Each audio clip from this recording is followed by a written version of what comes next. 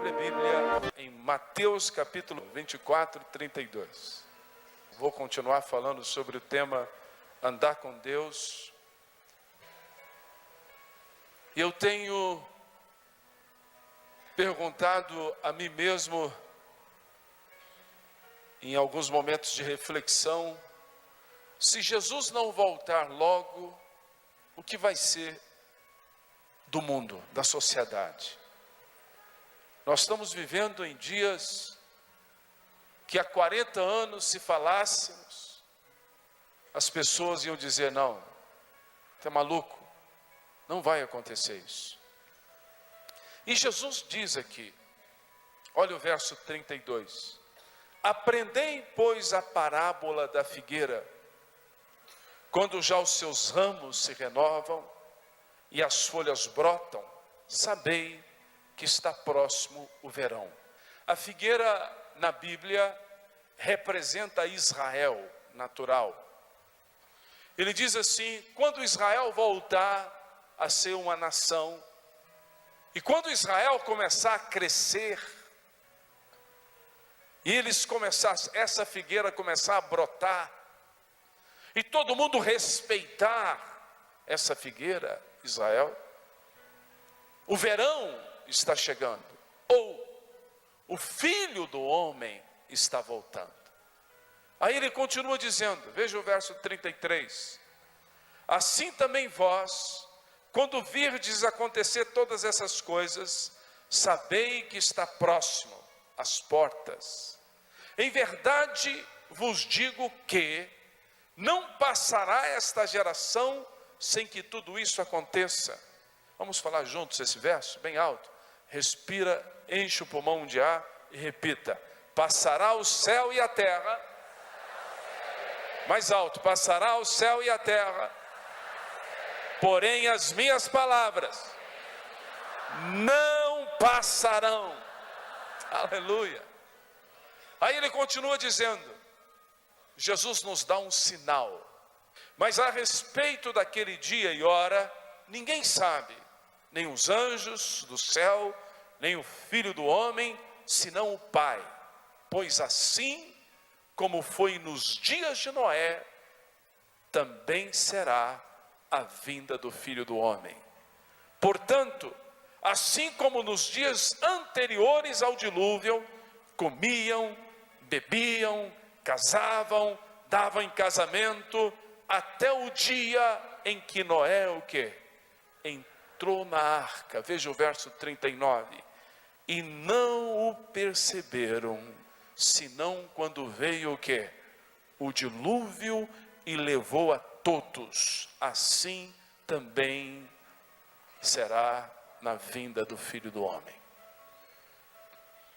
Jesus está nos dando uma dica tremenda.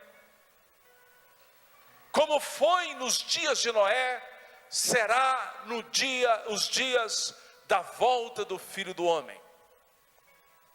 Abre a Bíblia comigo em Gênesis. Vamos ver como era na época de Noé. Capítulo 6. Como se foram multiplicando os homens na terra e nasceram filhas, vendo os filhos de Deus, que as filhas dos homens eram formosas, tomaram para si mulheres, a que entre todas mais lhe agradaram.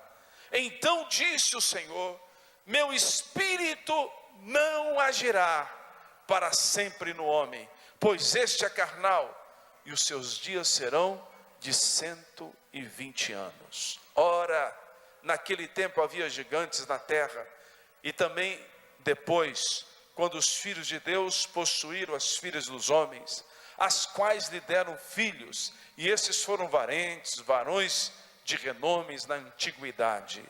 Viu o Senhor que a maldade do homem se havia multiplicado na terra, e que era continuamente mau todo o desígnio do seu coração. Então se arrependeu o Senhor de ter feito homem na terra, e isto pesou no coração. Chegou o momento que o pecado, que a imoralidade, foi tamanha que, sem sombra de dúvida, eu posso afirmar isto: ultrapassou os limites da misericórdia de Deus, ultrapassou os limites da bondade de Deus. Aí você diz: mas apóstolo, a bondade de Deus se renova a cada dia. Sim, depois da vinda do Senhor Jesus Cristo. Antes da vinda, a misericórdia de Deus tinha os seus limites. E o pecado foi tão grande, multiplicou-se tanto, que a Bíblia diz que pesou no coração de Deus. E olha o que diz o versículo seguinte: disse o Senhor: farei desaparecer da face da terra o homem que criei, o homem, o animal, os répteis, as aves do céu, porque me arrependo de que, gente? De ter feito um homem. E eu estava vendo a profecia do apóstolo Paulo para os últimos dias, e eu tenho visto, através dessa profecia do apóstolo, as características dessa geração que eu e você pertencemos, são as mesmas da época de Noé. Veja comigo em 2 Timóteo capítulo 3, veja bem o que o apóstolo profetizou há 2000 anos atrás.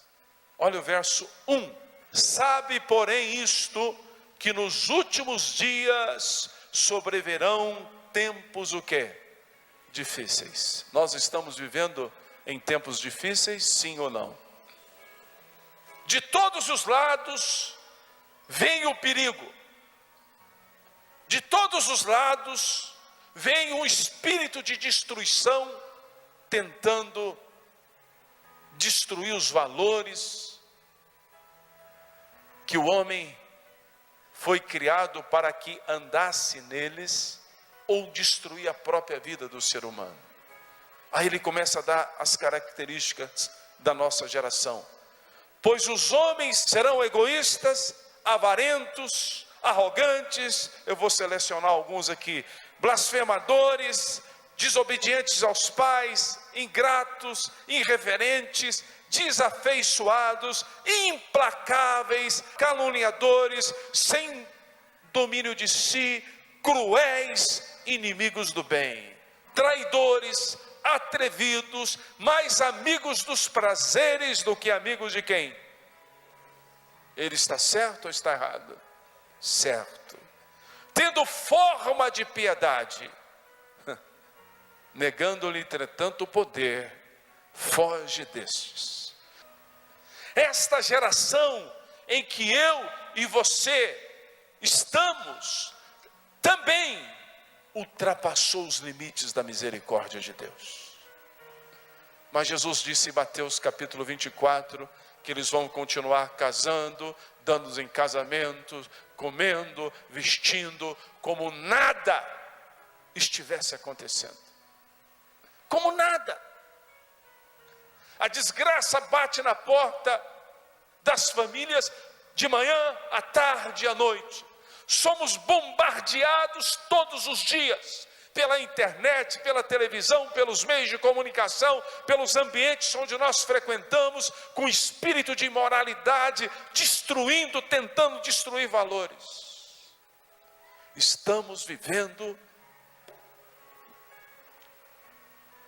como se fosse na época de Noé. Eles não perceberam Noé construir uma arca, como diz a Bíblia, lá em Gênesis capítulo 5.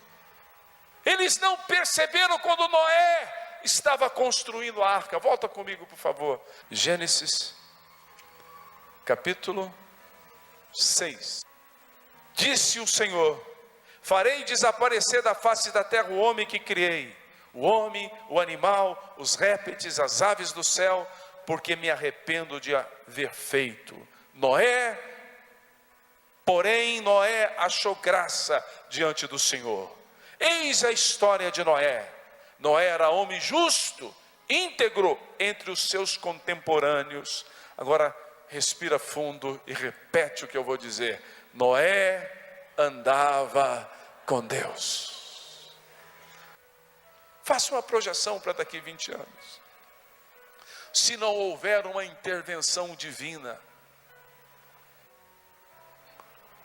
a maldade e a crueldade aumenta dia após dia. Mas tem uma esperança. Deus pode intervir. Quem crê que Deus pode intervir? Levanta as suas duas mãos e fala: eu creio. Deus pode intervir.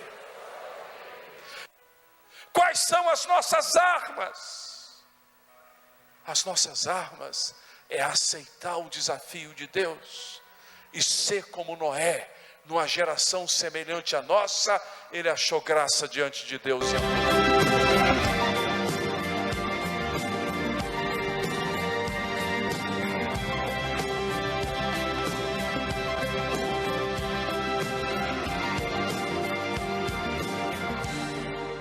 Siga o apóstolo César Augusto no Twitter e receba uma orientação espiritual. @AP César Augusto. Através do Twitter você pode ser tocado pela palavra de Deus. @AP César Augusto. Siga já.